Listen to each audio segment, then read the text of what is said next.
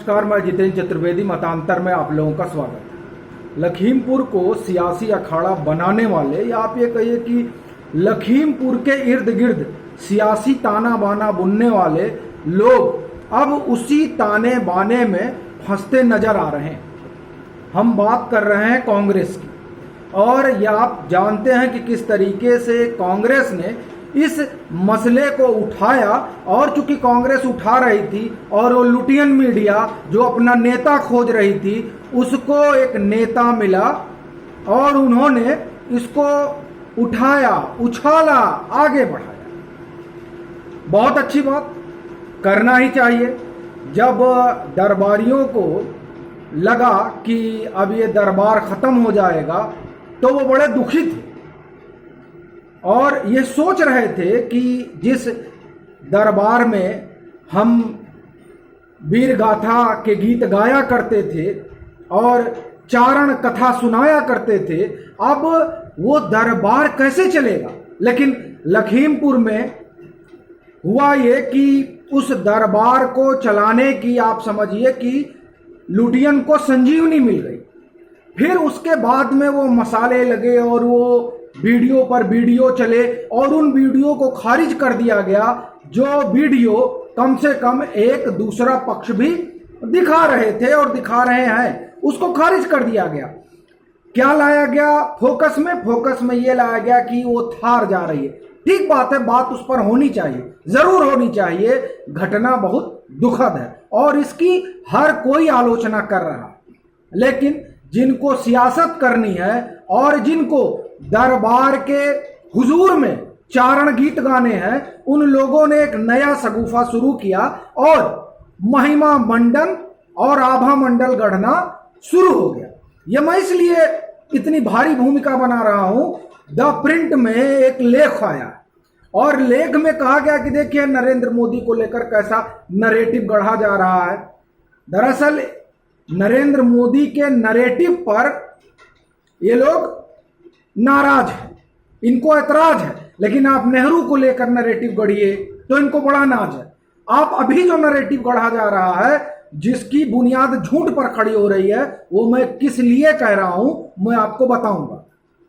Narrative कहां गढ़ा गया? नरेटिव यह गढ़ा गया कि अब तो पूरा उत्थान हो जाएगा, आ रहे हैं, नरेंद्र मोदी के लिए भी संकट हो गया और योगी आदित्यनाथ को तो उखाड़ के फेंक देंगे कांग्रेसी। ये एक बड़ी बात हो गई। देखिए, अपना किसी दल से कोई मतभेद नहीं है, लेकिन जिस तरह की सियासत हो रही है हम उसकी बात कर रहे हैं। अब आप सियासत सुनिए। लखीमपुर में बड़ा हल्ला हुआ, बड़ा शोर मचा कि साहब अनर्थ हुआ, लेकिन अनर्थ सिर्फ 4 लोगों के साथ हुआ, वहां 4 और लोगों की भी लिंचिंग हुई। कांग्रेस ने उस पर बात करना मुनासिब नहीं समझा। खबर है कि भाजपा के दिग्गज नेता, मैं तो यही कहूंगा, ब्रजेश पाठक वहां गए, वो मंत्री भी हैं, कार्य परिषद जो राष्ट्रीय कार्यकारिणी है उसके सदस्य भी हैं।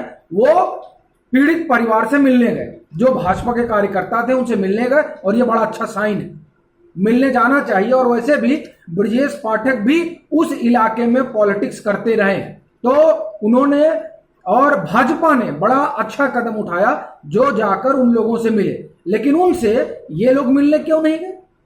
जब आप विपक्ष की राजनीति कर रहे हैं और पीड़ितों से मिल रहे हैं, तो आपको उन 4 को क्यों छोड़ा आपने, जिनको पीट पीट कर मारा गया? इन्होंने छोड़ दिया, कोई बात नहीं। राजस्थान के कम से कम उन दलितों की आप सुध ले लेते, वहां उन्होंने सुध नहीं ली। और जब वो देखिए 2 घटनाएं हुई वहां राजस्थान में, जिसमें दलितों को पीट पीट कर मारा गया। तीसरी घटना जो है, वहां किसानों के ऊपर लाठियां भांजी गई। और चौथी घटना सुनिए, पंजाब में जो भूमिहीन किसान हैं उन्होंने धरना दिया, उन पर लाठियां भांजी गई। अब आप सोचिए, यहां लाठियां भांजी जा रही हैं, तो यहां किसानों का दर्द बांटने के लिए कांग्रेस के दिग्गज नेता नहीं जा रहे हैं। अच्छा, और आप देखिए इसके बारे में, इसकी जो बात मैं कह रहा हूं कि यहां हुआ, ये नहीं गए। अशोक गहलोत ने कहा कि क्यों नहीं आए, और ये मैं नहीं कह रहा हूं, ये अशोक गहलोत का बयान है जो उत्तर प्रदेश सरकार, आप कहिए जो मुख्यमंत्री के जो सलाहकार हैं, इलेक्ट्रॉनिक मीडिया के सलाहकार सलम मणि त्रिपाठी ने बाकायदे वो वीडियो शेयर किया और उसमें अशोक गहलोत कहते हैं कि देखिए राजस्थान में तो उनकी सरकार है, वो तो वहां जाएंगे ना जहां विपक्ष की सरकार है। मतलब जहां विपक्ष की सरकार है वहां राजनीति करने के अवसर तलाशे जा रहे हैं और उस अवसर में लखीमपुर सबसे बेहतर दिखा तो लखीमपुर को लेकर आसमान सर पर उठा लिया गया, उसमें कोई हर्ज नहीं है। लेकिन जब आसमान एक तरफा उठाया गया तब सवाल पैदा हुआ कि 4 की क्यों, आप 8 की बात करिए और आशीष मिश्रा की क्यों, आप जो सुमित जायसवाल की एफआईआर हुई है वो, और दूसरा जो शुभम मिश्रा के पिता विजय मिश्रा ने शिकायत की है उस पर क्यों नहीं बात होती, उस पर भी आप सवाल उठाइए और दबाव बनाइए सरकार के ऊपर कि वो जो है उस शिकायत को एफआईआर मिले। ये भी एक तरीका है। आगे सुनिए, बात यहीं खत्म नहीं हो जाती। त्रिपुंड लगाकर टहल रहे हैं जो लोग, उनसे जरा पूछिए कि पंजाब में क्या हो रहा है। पंजाब में जो खबरें आ रही हैं वो खबरें ये बता रही हैं कि बंगाल बनाने की कोशिश पंजाब की हो रही है। ये आप समझ लीजिए, उस पर हम लोग डिटेल रिपोर्ट करेंगे। अभी खबरें हम लोग जुटा रहे हैं और वहां अखबार ये खबरें भी कर रहे हैं, स्थानीय अखबार। सुखविंदर सिंह बादल जो वैष्णो देवी या आप कहिए कि मां वैष्णो का दर्शन करने गए, उसको लेकर भी बड़ी सियासत हुई वहां। और ये जो सियासत है ये बता रही है कि पंजाब में बहुत सब कुछ ठीक नहीं है, जिसकी तरह कैप्टन इशारा कर रहे हैं।